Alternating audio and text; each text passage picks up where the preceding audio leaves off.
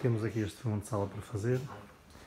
Como é que isto vai funcionar? Ou seja, vamos ter aqui uma pedrazinha que vai andar aqui por baixo, okay? E vem até aqui. Temos uma junta. Eu deixei ficar aqui uma folga de 3 mm por baixo deste ferro. O ferro vai cair um bocadinho para o lado lá, portanto, mas pronto, eu deixei uma folga de 3 mm aqui e 3 mm ali. Vai dar uma junta aqui. Depois, esta parte aqui de cima, vai levar aqui um tampo. Vai fazer aqui à frente um retombé, ok? Isto tem que ficar certinho, quer esta aqui, certinho por aqui a nossa pedra. Não pode passar abaixo disto, ok? Porque depois vou meter aqui um móvel aqui dentro. Portanto, vem aqui, faz aqui um retombé.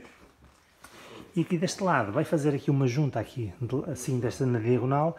E vai levar uma peça para aqui abaixo, à meia esquadria com estas jambagens. Portanto, isto vai ter meia esquadria aqui e meia esquadria aqui, no retombé.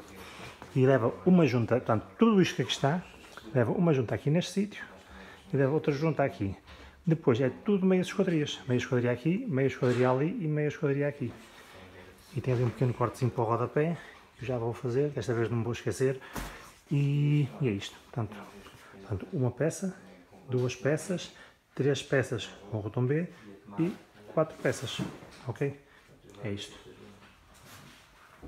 Mais uma vez, portanto, a nossa pedra tem que ficar fachada por isto, não pode passar para a parte de dentro, ok? Nem aqui, nem aqui.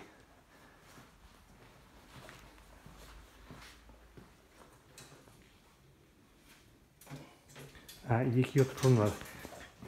Vou deixar ficar aqui 3 mm de folga também aqui.